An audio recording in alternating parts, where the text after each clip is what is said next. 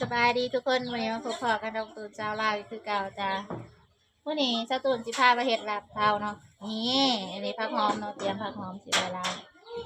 าบเทากินได้มานี่สิลาบเทาสิเนาะไปเห็ดเลยนี่กำลังผักเทาอยู่เนาะนี่ทำความสะอาดเรียบร้อยเทากำลังผักสมุนไพรซอยเครื่องเทศเราจะคลายหมักเกลือหมักถั่วบางโอนี่ใช้ทั้งนั้นอันนี้เท่าที่ทำความสะอาดไว้แล้วเนาะผักเรียบร้อยแล้วสีเตรียมไว้ลาบเลยอันนี้ต้มหอยทุกคนต้มหอยใส่ลาบเท่าเนาะ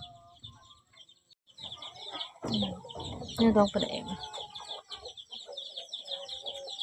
กำลังใส่ปลาแดกทุกคนหมอพดร่วงๆ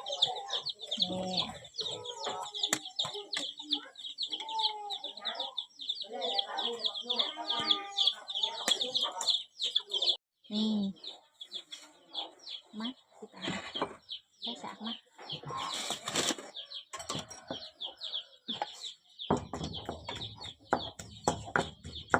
ป่นกบนะทุกคนป่นกบใส่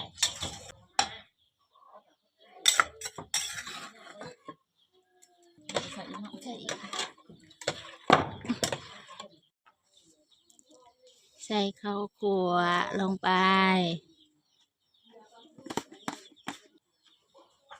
หมักพริกลงไปพร้อม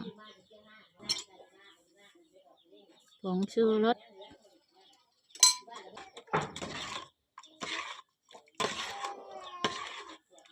อาหารเที่ยงอาหารบ่ายนะโมเมนเที่ยงช่วงบ่ายใส่เครื่องลงไปนะทุกคนใส่ผักหอมใส่หมักถั่วหัวหอยนอนลงไปอันนี้ลาบเท่าแบบบาดเฮาเด้อลงไปแล้วเอาน้ำปลาลงไปจักหน่อยเนาะ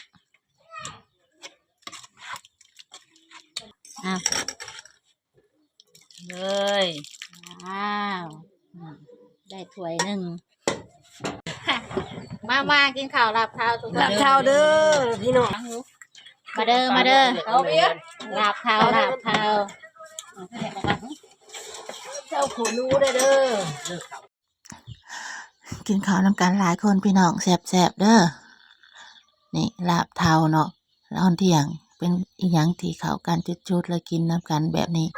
เฮากินน้ำกันแบบนี้ก็สิแซ่บเนาะกินหลายพร้อมเนาะทุกคนมาเด้อลาบเทาจังหน่อยกินเบิดปะเด้ชาตูนสิขอจบคลิปไว้จำนี้ก่อนเด้อบ๊ายบายทุกคนขอบคุณที่ติดตามรับชมเด้อจ้า